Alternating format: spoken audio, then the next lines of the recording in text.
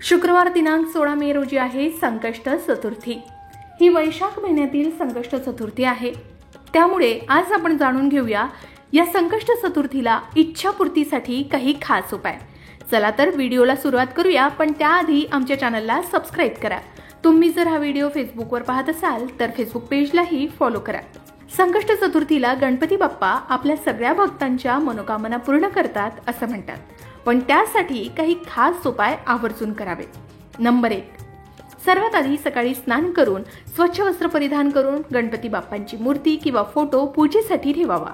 बाप्पाला दुर्वा, लाल फुलं आणि मोदक अर्पण करावे।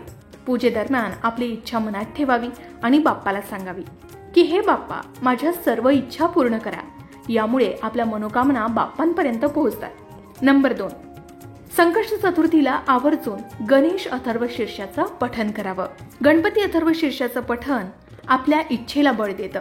शांत ठिकाणी बसावं, डोळे बंद करावे आणि गणपती अथर्व शीर्षाचं पठण करावं। 3, 5 किंवा 11 वेळा तरी याचं पठण करावं। जर आपल्याला हे माहिती नसेल तर ओम गण गणपते नमः या मंत्राचा किमान 108 वेळा जप करावा। यामुळे आपल्या इच्छा नक्कीच पूर्ण होतात असं म्हणतात। नंबर 3, या दिवशी आवर्जून चंद्राला अर्घ्य द्यावं, कारण संकष्ट चतुर्थीच्या दिवशी रात्री चंद्रदर्शन करणं खूप शुभ मानलं जातं। चंद्र पाहिल्यावर त्याला दूध आणि पाण्याचा अर्घ्य द्यावा।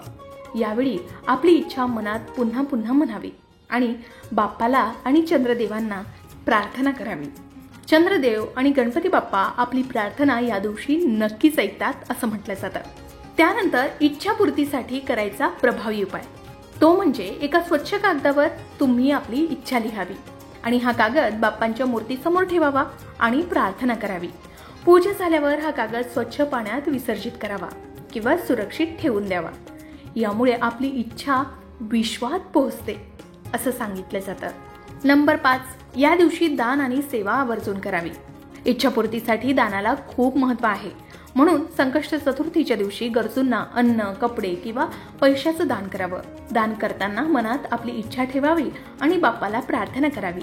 हे दान आपल्या इच्छेला गती देण्यास नक्कीच मदत करतं। तर मंडळी, हे खास उपाय आपण संकष्ट चतुर्थीच्या दिवशी नक्कीच करू शकता। यामुळे आपल्या मनोकामना पूर्ण होण्यास मदत मिळू शकेल। संकष्ट चतुर्थीचं व्रत केल्यानं जीवनातील सर्व संकट दूर होतात आणि सुख, समृद्धी शिवाय आरोग्य प्राप्त होतं असं सांगितलं जातं। कारण भगवान श्री गणेश हे विघ्नहर्ता म्हणून ओळखले जातात, त्यामुळे या दिवशी त्यांची विशेष पूजा फलदायी मानली जाते। याही व्यतिरिक्त आणखी एक उपाय तुम्ही विधीद्वारे नक्की करू शकता, तो म्हणजे चंद्राला अर्घ्य देणं। होय, चांदीच्या भांड्यात पाण्यात थोडं दूध मिसळून जर या दिवशी चंद्राला अर्घ्य दिलं तर आपले सर्व नकारात्मक विचार, वाईट भावना दूर होतात आणि आपल्याला आयु आरोग्य लाभतं असं म्हणतात। या दिवशी चंद्राला अर्घ्य दिल्यानं आपल्या कुंडलीतील चंद्राची स्थितीही मजबूत होते असं म्हटलं जातं। हिंदू धर्मात भगवान श्री गणेश ही पहिली पूजनीय देवता मानली जाते आणि कोणत्याही शुभ कार्यापूर्वी सुद्धा त्यांची पूजा अनिवार्य मानले गेले। श्री गणेशाच्या आशीर्वादानं कोणतंही काम केल्यास यश मिळतं असं म्हटलं जातं। संकष्टी चतुर्थीचं हे व्रत देखील गणपती बाप्पाला समर्पित असल्यानं या दिवशी त्यांची विधिवत पूजा केल्यानं आपल्याला अनेक पटींनी लाभ मिळतात असं म्हणतात। या दिवशी जर तुम्हाला खूप पूजा करणं शक्य नसेल तर या दिवशी उपवास इतकेच उपासनेलाही महत्त्व असते। म्हणूनच देवाची करुणा भाकावी, त्यांच्या सानिध्यात राहावं, पूजा करावी, अभिषेक करावा। यामुळे पूजेत मन एकाग्र होतं, आपल्याला बाह्य विश्वाचा विसर पडतो। मुखी नाम घ्यावं, याकरिता ओम गण गणपते नमः या दिवशी या मंत्राचा जप करावा। अथर्व शीर्ष पाठ असल्यास त्याची 11 किंवा 21 आवर्तनं आवर्जून करावी। अगदी शक्य नसल्यास एकदा तरी भक्तिभावानं अथर्व शीर्ष म्हणावं किंवा ऐकावं तरी। आपली इच्छा देवासमोर प्रकट केल्यानं आणि इच्छापूर्ती होण्यासाठी देवाकडे प्रार्थना केल्यानं नक्कीच देव आपली प्रार्थना ऐकतात असं म्हणतात। फक्त इच्छेमागील हेतू शुद्ध असावा आणि आपलं कर्म चांगलं असावं, तर गणरायाची कृपा लाभण्यास वेळ लागत नाही असे बऱ्याच भक्तांचे अनुभव आहे।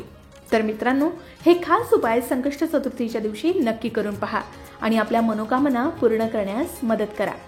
आपली इच्छा काय आहे हे आम्हाला कमेंटमध्ये सांगा आणि हा व्हिडिओ आवडला असेल तर लाईक करा, शेअर करा आणि अशाच आध्यात्मिक भक्तिमय व्हिडिओसाठी लोकमत भक्तीला फॉलो करायला विसरू नका।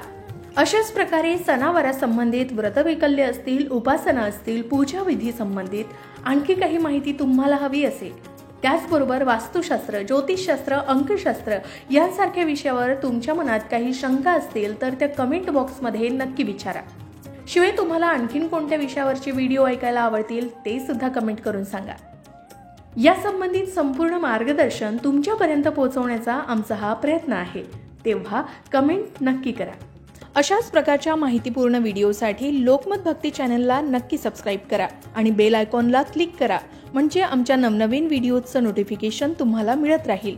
तसेच योग्य आध्यात्मिक मार्गदर्शनासाठी लोकमत भक्तीच्या फेसबुक पेज आणि इन्स्टा पेजला लाईक आणि फॉलो करायला विसरू नका.